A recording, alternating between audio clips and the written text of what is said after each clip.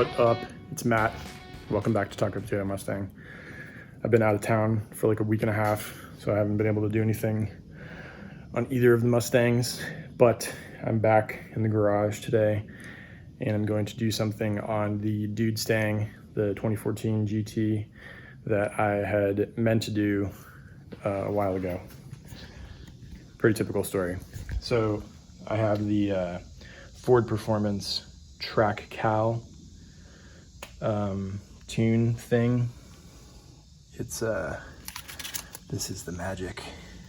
It came with a K&N filter because there's no way to get it without one. I mean, I already have an AEM dry filter, but maybe I'll just see what condition that's in and put the K&N in.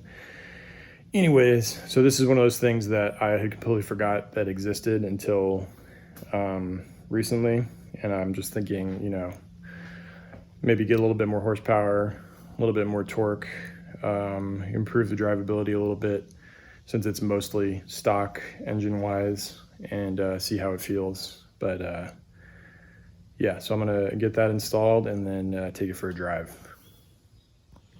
Okay, so I did the first step, which was disconnecting the mass air flow sensor thing, and then I replaced the AEM dry filter with the K&N filter, and I added the new stickers because, you know, stickers, horsepower. See how long these ones last. Okay, so a couple of folks that I saw who wrote up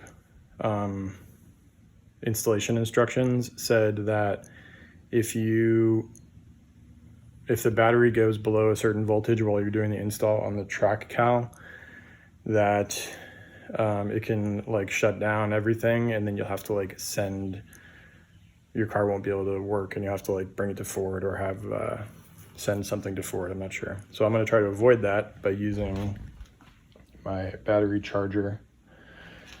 I'm going to plug that on there and then get started on the install inside the car. Okay, first I need to insert the memory card in the Pro Cal, and I can't do this with one hand, but you have to pull back. You can kind of see the thing. The little memory card slot is right there. And then next, you're gonna connect this to the top of the Pro Cal here and finger tighten the screws. Okay, so now I'm inside the car, and you want to be inside the car with the door closed or outside the car with the window rolled down, and then you need to locate the diagnostic port thing where the other end of the Track Cal cable will go. Oh, and also make sure your lights are off and that your climate control and radio are off before starting. It's kind of hard to see, but the port thing is just kind of below the headlight switch. Can't really see what's on the screen, but it says loader update, do not power down, and it's like doing a bunch of stuff, and it says erase Pro Cal, update Pro Cal, some numbers, letters, blah blah blah. According to the instructions, you're supposed to not do anything until the error light goes off. So then you're going to turn the key to on once the light goes off, and then go to diagnostics, I believe. Okay, I just like did too many things to like accurately document what was happening, but it didn't have any DTC errors, and then so I went to the programming screen and I hit like the performance or Track Cal or Performance Cal, I think, and then now it's all this stuff is going crazy, and it's kind of hard to see on the screen, but it says 2013 2014 MT uploading, and it's about 16% complete. I think you can see it there. So according to the instructions, I just have to wait a little while for this. It's now at about 90%, patiently waiting. And then when it's complete, I think I'm supposed to turn the key. And now it says it's checking data. And it's going up another percentage track thing. But I think once it says it's complete, it'll prompt me to turn the key to off, to the off position. And then I will have it there for 15 seconds at least, and then turn it to on, and then it should be complete. But we'll see.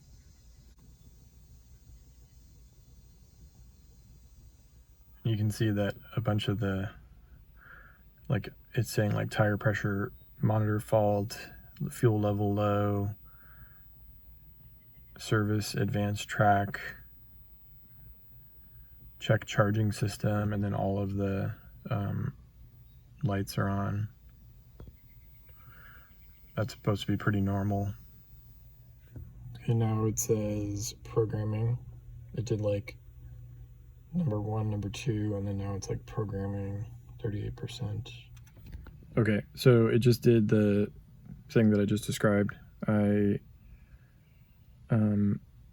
Now it looks like, well, the only thing I'm a little confused by is the check engine light is on, but it says that everything else is supposed to look normal, and it does. So I don't know. I'm wondering if I should start it up. Okay, I started the vehicle up, and it appears to start up normal. There's no check engine light. I'm gonna take it for a drive, see how it goes. I haven't done the or tried to do the Lopi idle thing yet, but maybe in a little bit.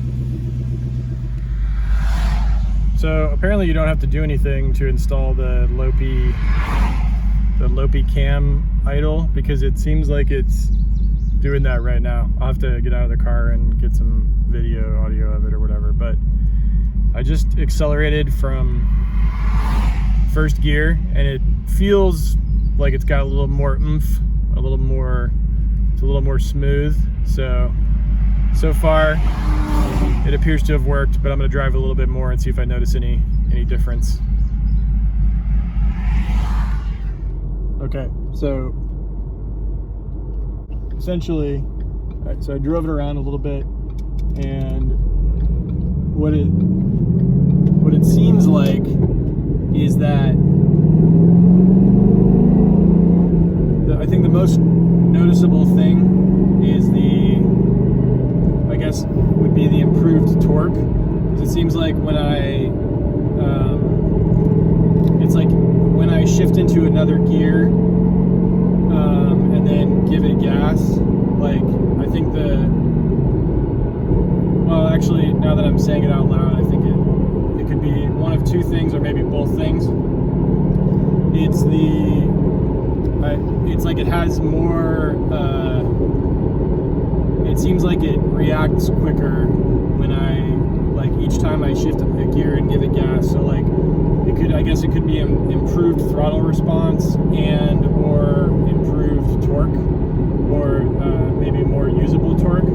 But it's noticeable. I mean, obviously it's not like a crazy amount of, torque and horsepower, but I think when I say the usable thing, I think it's more that it's at lower RPMs, whereas I feel like before on the stock tune, it took a little bit longer to kind of get into the power, and now I think it's like maybe it's just more responsive, a little bit quicker, a little bit smoother, and yeah, I'm pretty happy with it. And I'll get some video here in a minute with the Lopi cam idle. The only concern I have about that is I feel like I'm going to have to check some of the things that that I am increasingly paranoid could become loose, like the bolts on the over the axle pipes, and yeah, so definitely a noticeable difference. on the over the axle pipes, and then maybe I want to check the bolts on the Blowfish racing bracket. Yeah, but I think like what came to mind when I was driving it, like when I was kind of rowing through the gears a few minutes ago, is that it's almost like it combines the good qualities of the Fox 5.0 with the Coyote 5.0, in that it's like more responsive down low, and the torque is like more noticeable immediately, which is things that I've come to associate with the Fox Mustang. Like it's pretty responsive. The torque is available immediately, whereas with the Coyote, with the Dude Stang, you have to get going a little bit more and get into the RPM band to like really see the power and the torque. But I feel like this tune has kind of corrected most of that, and I would say it's worth the $400 or so that you can get it for. And it's it's nice that it's a OEM calibration or tune, so it's you got the support of Ford Performance, and it's not going to be like too crazy. So yeah, I would say this was worth the money so far. Nice job, Ford. So it seems like one thing that's kind of weird is that the Lopi cam idle thing only comes on, it seems to only come on after you're at a certain temperature. So like when you just start the car up, like a cold start, it's not going to get you the sound that you're looking for like immediately. But since I've been driving the car, I'll get a sense of how it sounds now.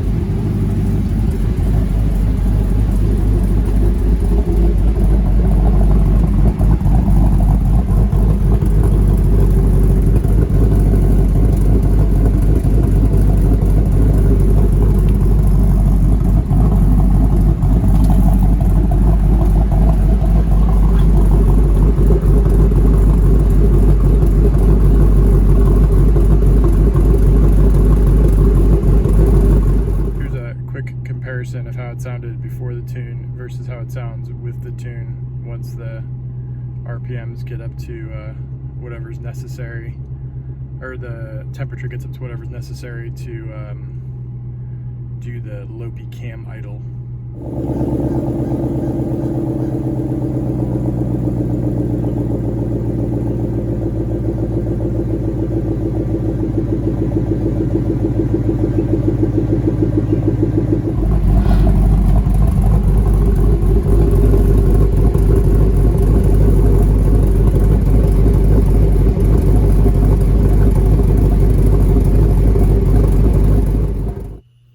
Okay, so to wrap things up, I'm pretty happy with the Ford Performance Track Cal tuner thing addition to the Dude Stang. If you're like me and you're not gonna, well, at least not currently planning on doing anything crazy like adding a supercharger to make like 700 horsepower, it's a pretty good addition, pretty good bang for the buck, and the sound is kind of a cool sort of a gimmick type thing, but whatever, it's fun. Anyways, thanks for watching. If you're new to my channel and you like my video, please hit subscribe and keep an eye out for more Mustang and food stuff coming up soon. Peace out.